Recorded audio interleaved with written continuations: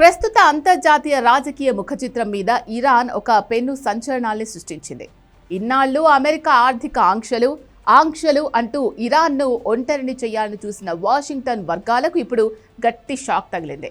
Iran విదేశాంగ మంత్రి Abbas Araghchi Russia పర్యటన కేవలం ఒక దౌత్యపరమైన భేటీ మాత్రమే కాదు, అది మిడిల్ ఈస్ట్ సైనిక బలాబలాలను పూర్తిగా మార్చేయబోతున్న ఒక చారిత్రాత్మక అడుగు.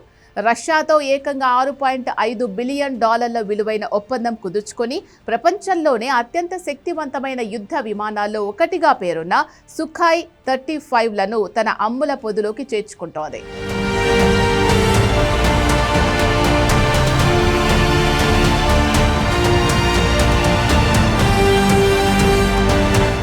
ఈ ఒప్పందం ప్రకారం మొత్తం 48 జెట్లు ఇరాన్ గాలిలోకి రాబోతున్నాయి. ఇప్పటికే మొదటి బ్యాచ్ కింద 16 జెట్లు సిద్ధం కావడం, 2026 నాటికి పూర్తి స్థాయిలో డెలివరీలు జరగనుండడం చూస్తుంటే ఇరాన్ తన ఆత్మరక్షణ కోసం ఒక అజేయమైన వలయాన్ని నిర్మిస్తోందని స్పష్టమవుతోంది. ఇరాన్ విదేశాంగ మంత్రి అబ్బాస్ అరాగ్చీ ఈ డీల్ ఖరారు చేసిన విధానం నిజంగానే ఊరమాస్ అని చెప్పాలి. పశ్చిమ దేశాలు ఇరాన్ను యుక్రెయిన్ యుద్ధం పేరుతో ఇరికించాలని చూస్తున్న టైంలోనే ఆయన మాస్కో వెళ్లి పుతిన్ ప్రభుత్వంతో ఈ భారీ డీల్ను పట్టాలెక్కించారు. ఇది కేవలం ఆయుధాల కోసం కాదు, ఇదొక వ్యూహాత్మక సంకేతం.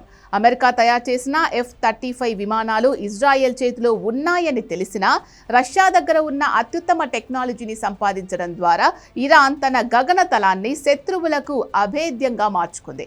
దశాబ్దాలుగా పాతబడిపోయిన అమెరికన్ F-14 టామ్ క్యాట్ విమానాల మీద ఆధారపడుతున్న ఇరాన్ ఎయిర్ ఫోర్స్ ఇప్పుడు ఒక్కసారిగా 4th జనరేషన్ ప్లస్ టెక్నాలజీలోకి అడుగుపెడుతోంది. దీనివల్ల మధ్య ప్రాచ్యంలో ఇరాన్ ఆధిపత్యం పెరగడమే కాకుండా రష్యా ఇరాన్ సంబంధాలు ఒక కొత్త స్థాయికి చేరుకున్నాయి. సాంకేతిక పరంగా చూస్తే Su-35 ఒక అద్భుతం. దీనిని ఫ్లాంకర్ E అని కూడా పిలుస్తారు. దీని అతిపెద్ద బలం దీని సూపర్ మాన్యువరబిలిటీ, అంటే గాలిలో ఏ వైపుకైనా మెరుపు వేగంతో మళ్లగల సామర్థ్యం దీనికి ఉంది. దీనికి అమర్చిన థ్రస్ట్ వెక్టరింగ్ ఇంజన్లు విమానం ఆగిపోయినట్టు కనిపించినా క్షణాల్లో శత్రువు వెనకకు వచ్చేలా చేస్తాయి. ఇక దీనిలోని ఇర్బిస్ ఈ passive electronic scanned array radar గురించి చెప్పాలి. ఇది దాదాపు 400 కిలోమీటర్ల దూరంలో ఉన్న శత్రువును కూడా ఇట్టే పసిగడుతుంది. ఏకకాలంలో 30 లక్ష్యాలను ట్రాక్ చేస్తూ 8 లక్ష్యాలపై దాడి చేయగలదు. దీని గరిష్ట వేగం గంటకు 2400 కిలోమీటర్లు, అంటే ధ్వని వేగం కంటే 2 రెట్లు ఎక్కువ. 8000 కేజీల బరువున్న క్షిపణులను, బాంబులను ఇది మోసుకెళ్లగలదు.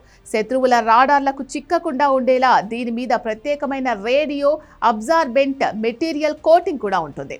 ఇరాన్ తన సొంత తయారీ అయిన హైపర్సోనిక్ క్షిపణులను ఈ సుఖోయ్ విమానాలకు అమర్చేలా మార్పులు చేసే అవకాశం ఉంది.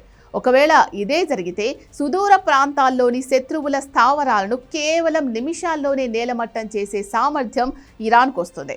ఇది యుద్ధ రంగంలో ఇరాన్ బలాన్ని 10 చేస్తుంది.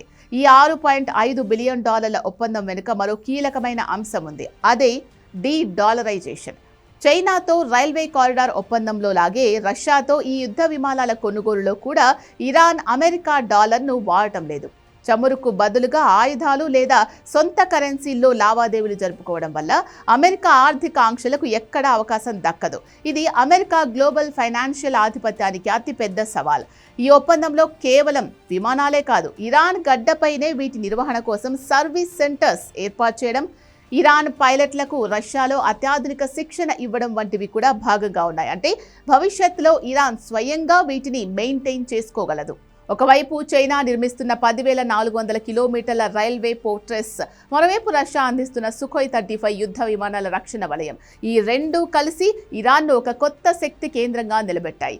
వాషింగ్టన్ కేవలం సముద్ర మార్గాల మీద దృష్టి పెట్టి ఆంక్షలతో భయపెట్టాలని చూస్తుంటే ఇరాన్ మాత్రం భూమార్గం మరియు ఆకాశ మార్గాలను తన వశం చేసుకుంది. ఇది కేవలం ఇరాన్ విజయం మాత్రమే కాదు, ప్రపంచంలో బహుళ ధ్రువ వ్యవస్థ బలపడుతోందని చెప్పడానికి ఇదొక ఉదాహరణ. మరి Su-35ల రాక మిడిల్ ఈస్ట్లో శాంతిని తెస్తుందా, లేక శత్రువుల గుండెల్లో మంటలు పుట్టిస్తుందా అనేది వేచి చూడాలి.